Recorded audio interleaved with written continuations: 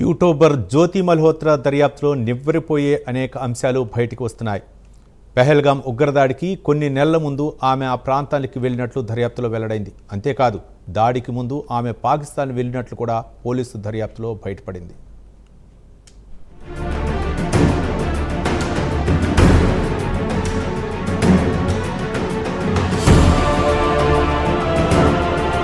జ్యోతి మల్హోత్రా పహల్గాం ఉగ్రదాడి తర్వాత తెరమీదికొచ్చిన పేరు.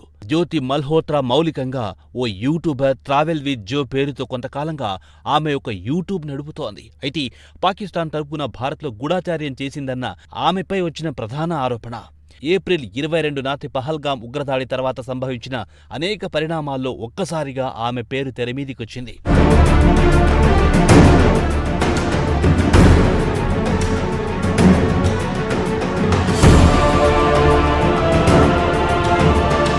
ఏకంగా దేశంపైనే గూఢాచార్యం చేసిందన్న ఆరోపణలు రావడంతో పోలీస్ యంత్రాంగం అప్రమత్తమైంది.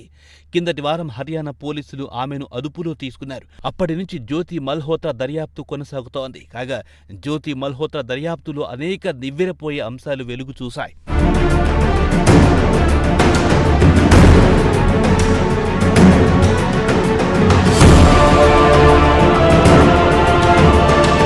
ఏప్రిల్ 22న పహల్గాం ఉగ్రదాడి జరిగిన సంగతి అందరికీ తెలిసిందే. అయితే ఈ దాడి జరగడానికి కొన్ని నెలల ముందే జ్యోతి మల్హోత్రా పహల్గాం ప్రాంతానికి వెళ్లినట్లు దర్యాప్తులో వెల్లడయింది.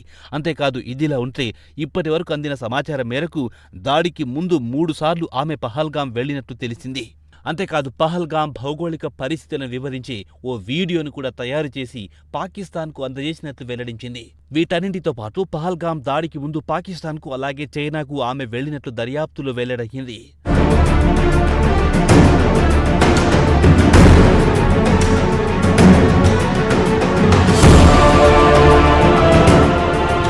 ఈ నేపథ్యంలో పహల్గాంలో పాకిస్తాన్ ప్రేరేపిత ఉగ్రవాదులు దాడి జరపబోతున్నట్టుగా ఆమెకు ముందే తెలిసిందా అనే ప్రశ్న తెరమీదికొచ్చింది.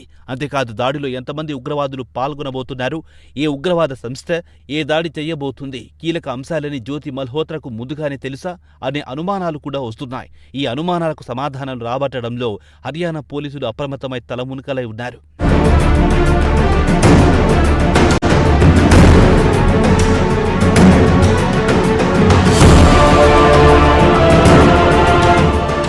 ఈ సందర్భంగా ఢిల్లీలోని పాకిస్తాన్ రాయబార కార్యాలయంలో ఉద్యోగి డానిష్తో ఆమెకున్న స్నేహం కూడా హాట్ టాపిక్గా మారింది.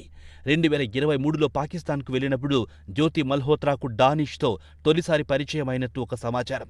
ఈ నేపథ్యంలో జ్యోతి మల్హోత్రాను డానిష్ ట్రాప్ చేసినట్లు పోలీస్ వర్గాల కథనం. అంతేకాదు పహల్గాం దాడి తర్వాత కూడా డానిష్తో జ్యోతి మల్హోత్రా టచ్లో ఉన్నట్లు పోలీస్ వర్గాల సమాచారం.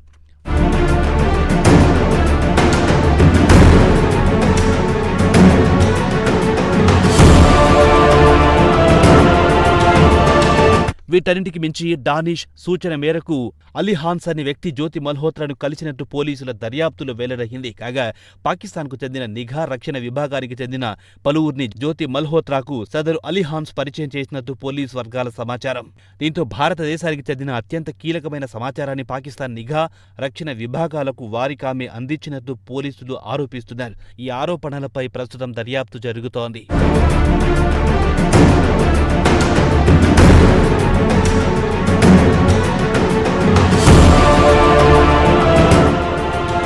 ఇదిలా ఉంటే జ్యోతి మల్హోత్రా జాడలు హైదరాబాద్లోనూ వెలుగు చూశాయి. 2023 సెప్టెంబర్లో ఆమె హైదరాబాద్కొచ్చారు. ప్రధాని నరేంద్ర మోదీ వర్చువల్గా హైదరాబాద్ బెంగళూరులో వందే భారత్ రైలు ప్రారంభించిన సంగతి తెలిసిందే. ఈ సందర్భంగా ఓ యూట్యూబర్ సికింద్రాబాద్ రైల్వే స్టేషన్లో ఆమె సందడి చేశారు.